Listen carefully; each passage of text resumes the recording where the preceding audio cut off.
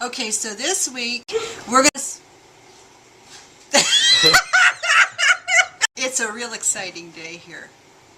I can't begin to tell you what has happened in the last 20 minutes, but it's all good. You can just wonder, how's that? Meantime, you don't have to wonder anymore about how to use the Cuttlebug machine. I've got a lot more tips to share with you today. It's not a new technique and it's not hard. You just gotta have a Cuttlebug, and I don't sell them. Go to Joann's, use your 40% off coupon. I can't compete with that, so I'm not going to carry them. But I will show you how to use mine on my brass blanks. Brass blanks. Can you say that 3 times fast? Brass blanks that we carry at our site. And then I'm going to take them over and I'm going to show you how I center punch them, drill them, put alcohol ink on them, and make cool stuff out of them, like, can you get that? My earring? I'll lay them down on the workbench in a few minutes so you can see. I've had these in my ears ever since I made them. I just love this stuff. I'm not real good with alcohol ink yet. Some of you guys are probably going to watch me with it and say, oh my goodness, she needs help. Hey, that's fine. Write me. Give me your tips. I want to hear them. I'll share them. If you don't want me to share them, don't tell me. I'll tell everybody. It's the truth. I share. But anyway, come on over here. We're going to go right through the process. I'm going to show you some stuff that I did. And we're going to review how to set a tube rivet and a few other little basic things I've showed you before, but it's all going to be A, B, C, D, and it's going to be cool, and it's going to be fun, and I'm going to try not to hit my finger with the hammer. And if I do, that'll be fun too. So come on over. So once again, this is the Cuttlebug machine. This is what it looks like closed. When you open it up, if it's on a level surface, it has like little suction cups under here. It'll kind of suck to the surface. But the machine doesn't suck. Should I even say that? Anyway, I did.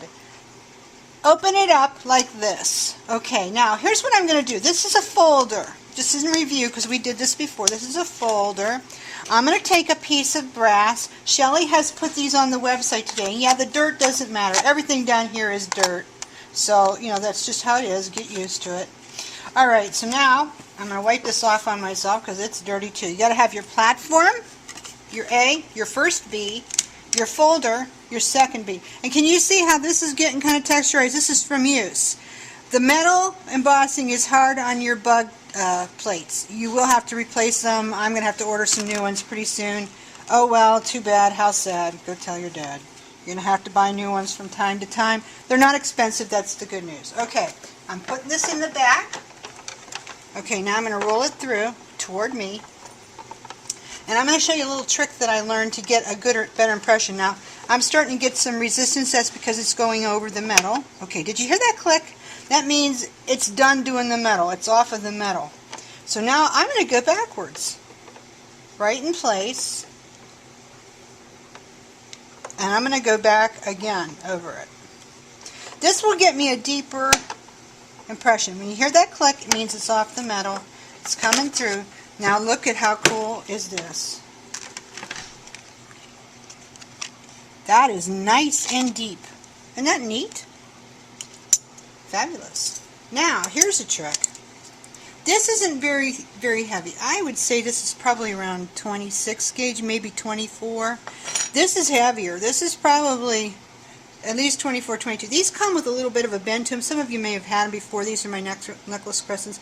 I'm going to flatten this out a little bit. And then I'm going to take my texturizing hammer just for a little bit more oomph. And I'm going to kind of pound it down. Yes, it will put dents in it because it's a texturizing hammer. And no, we don't sell these at the site yet, but we will soon. They're not that hard to find. If you got to have one right now, go Google it. Just don't tell me that I don't have to feel bad that I didn't have it for you.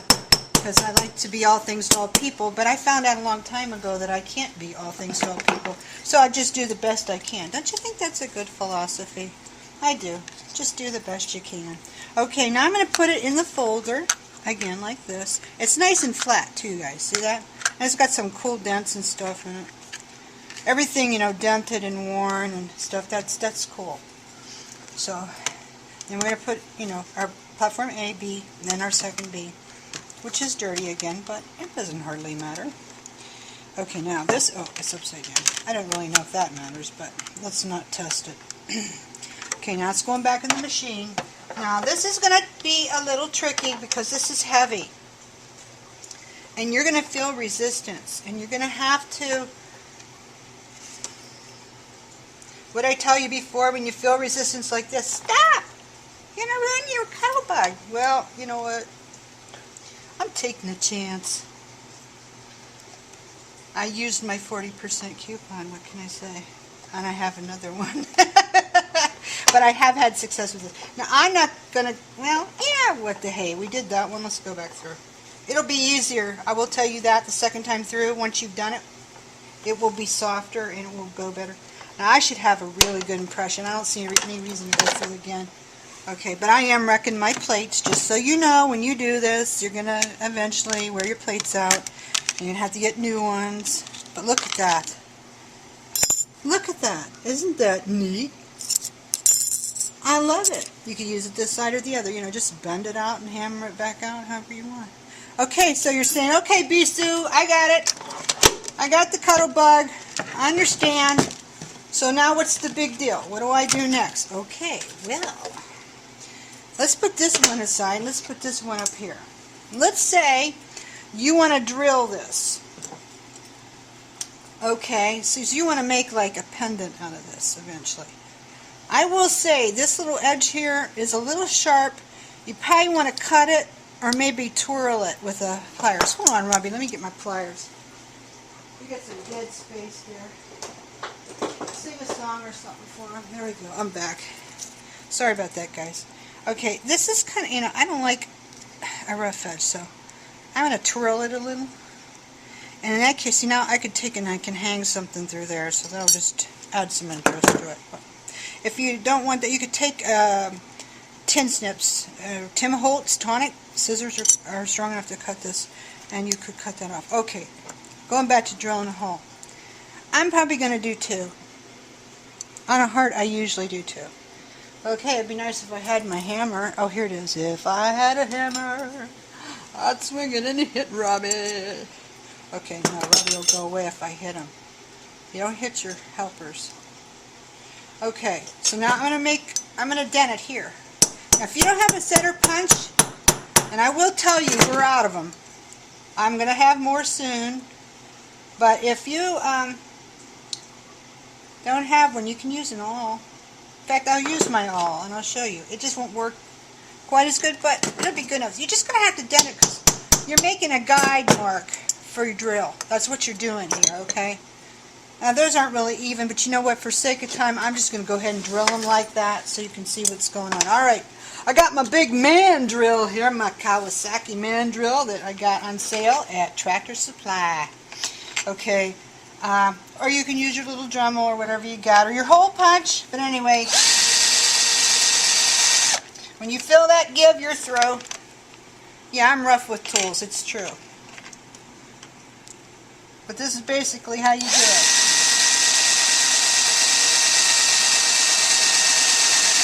Okay, it's true. And you know, I don't care about this workbench. Obviously, you can tell that I just drilled right into my workbench, and eventually my workbench will probably be nothing but holes, so it's probably best if you have something else to drill onto, like a piece of junk wood. That's usually what I do, but anyway.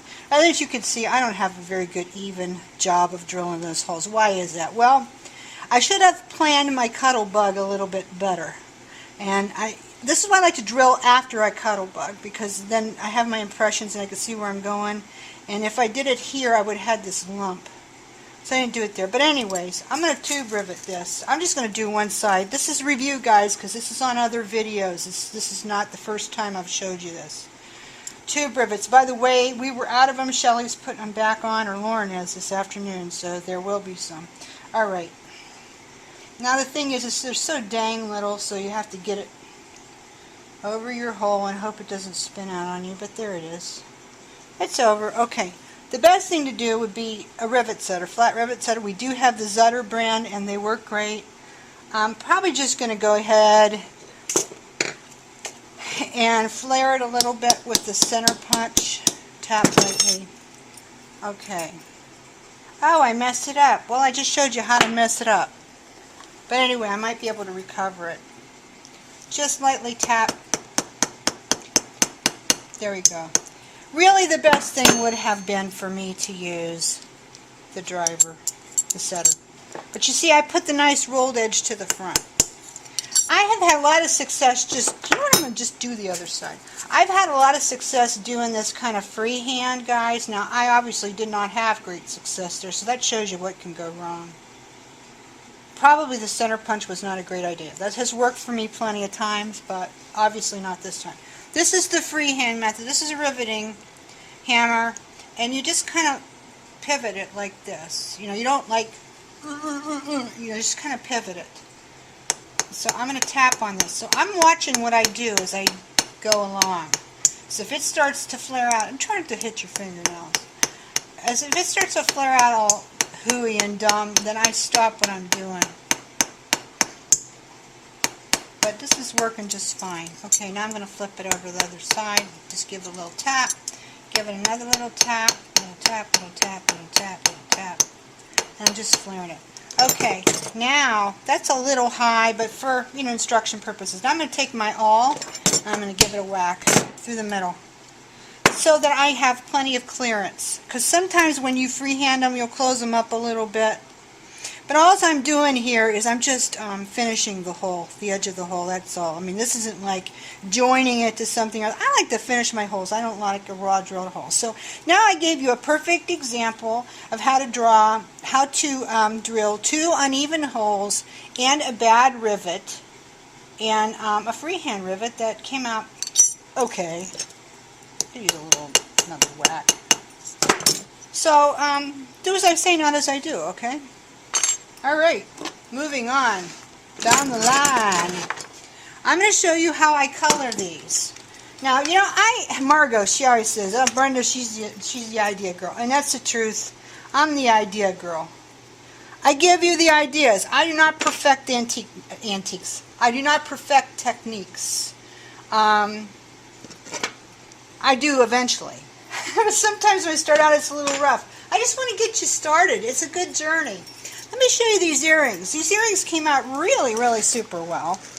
You know, but sometimes your projects don't always come out super pretty well. But they started out with something like this, okay? These are brass ox plated. They're not raw. And I drilled them. The drill came out pretty good. Set a tube rivet in them. And alcohol inked them. Accented with smooches. I think after they were set good, I did some matte spray varnish. And then I hung a little piece of chain and a little thing there. And then I like to use hardware in my jewelry, so I added a lobster claw clasp. But these earrings came out really well. And I've been wearing them ever since I made them, as I really like them so much. But I'm going to show you how I do the alcohol inks. Now, here's a couple other pieces that I did earlier this afternoon before we started. Here's one that I had embossed. You can see the embossing back. I think it would be a nice touch. You could sand this off, or a nice touch would be alcohol ink both sides, especially in the case like my earrings I have on. I didn't do the backs, so the backs are a different color. So I think like if I was making them to sell, I would do both sides, and that would be really nice and finished. And another thing I think this would be really cool is if like you took this and you put the inks, set it in a bezel, and then you put ice resin over it and made a pendant. You know, you can drill through ice resin. You can even tube rivet through it. Wouldn't that be awesome? I have to do that. That would be outstanding. But anyway, oh, and here's something, a hippie chick thing I started. This is this. And this is alcohol ink. And I like these smooch little inks here to accent. Now you have to seal. Anything you do with smooch, you got to seal, because these are really made for paper. I don't carry them right now. They're not hard to find in scrapbooking stores. Just haven't decided if I like them well enough that I want to make the investment to carry them. They're kind of expensive, but in the metallics, I find I use these 2 colors here a lot. So, whatever. But anyway, I'm going to like take this flower. And there's a hole here. I'm going to attach it to that. Maybe put a few beads. And I think I might wrap some fiber and some other stuff.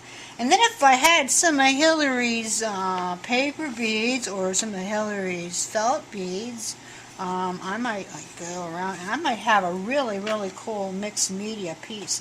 Another good way to finish this might be a light coat of ice resin and drift a little glitter in it. Ooh, baby. That would be awesome. Cool ideas. Go for it. But in the meantime, I think I got to show you how I put alcohol ink on. So we're going to do it on this one. And we're going to hope for the best, because I did a bunch of alcohol ink a while ago. This is the denim kind. And then I didn't do it for a while, and I don't know, I think I kind of lost my touch. What I should have done, as I should have, see, I'm just dribbling into the little hills and valleys that it made. I should have reviewed my Tim Holtz. Now you guys, Tim's the king of alcohol ink, in my humble opinion. And I'm never without an opinion. You probably know that about me already. Go online and watch Tim do this, or we have some of Tim's videos in our What's on Sale section. I don't know why they got to be in the What's on Sale section, but I've had them for a while, so somebody take advantage of a deal and get him. His videos are awesome. His book, Compendium of Curiosities, is awesome. I'm going to be carrying that again. I did carry it for a while. Now this is going to look a little murky.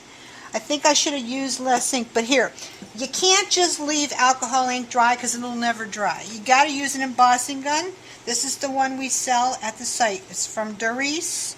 What's it cost? 18 bucks maybe, 15 something. It's not, you'll use a lot. There's a lot of stuff you can do. Turn on. This is very hot. Now see how it's spreading the ink? It's very, very hot. Yes, it's going all over my counter. I see that. But isn't it beautiful? It's worth the mess. You should have a craft mat under you. I do have some. I should have had them out, but I didn't do it. So I get to have it in my counter, but oh well.